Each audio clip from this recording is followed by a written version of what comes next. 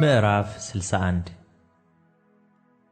የጌታ የእግዚአብሔር መንፈስ በእኔ ላይ ነው፣ ለድሆች የምሥራችን እሰብክ ዘንድ እግዚአብሔር ቀብቶኛልና፣ ልባቸው የተሰበረውን እጠግን ዘንድ፣ ለተማረኩትም ነጻነትን፣ ለታሰሩትም መፈታትን እናገር ዘንድ ልኮኛል። የተወደደችውን የእግዚአብሔርን ዓመት አምላካችንም የሚበቀልበትን ቀን እናገር ዘንድ፣ የሚያለቅሱትንም ሁሉ አጽናና ዘንድ፣ እግዚአብሔር ለክብሩ የተከላቸው የጽድቅ ዛፎች እንዲባሉ ለጽዮን አልቃሾች አደርግላቸው ዘንድ፣ በአመድ ፋንታ አክሊልን፣ በልቅሶም ፋንታ የደስታን ዘይት፣ በሐዘንም መንፈስ ፋንታ የምስጋናን መጎናጸፊያ ያሰጣቸው ዘንድ ልኮኛል።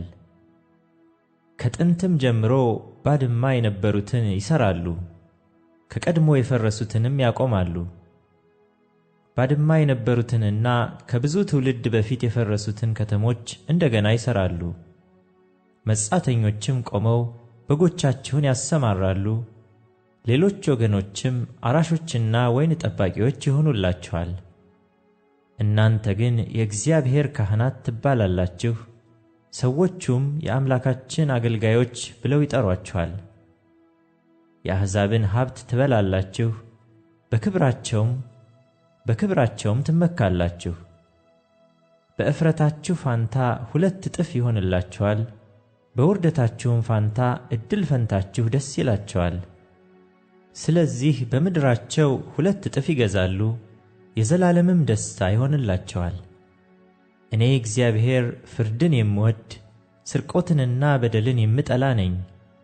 ፍዳቸውንም በእውነት እሰጣቸዋለሁ፣ ከእነርሱም ጋር የዘላለምን ቃል ኪዳን አደርጋለሁ። ዘራቸውም በአሕዛብ መካከል፣ ልጆቻቸውም በወገኖች መካከል የታወቁ ይሆናሉ። ያያቸው ሁሉ እግዚአብሔር የባረካቸው ዘር እንደሆኑ ይገነዘባል። አክሊልን እንደለበሰ ሙሽራ፣ በጌጥ ሽልማቷም እንዳጌጠች ሙሽራ የማዳንን ልብስ አልብሶኛልና፣ የጽድቅንም መጎናጸፊያ ደርቦልኛልና በእግዚአብሔር እጅግ ደስ ይለኛል። ነፍሴም በአምላኬ ሐሴት ታደርጋለች። ምድርም ቡቃያዋን እንደምታወጣ ገነትም ዘሩን እንደሚያበቅል እንዲሁ ጌታ እግዚአብሔር ጽድቅንና ምስጋናን በአሕዛብ ሁሉ ፊት ያበቅላል።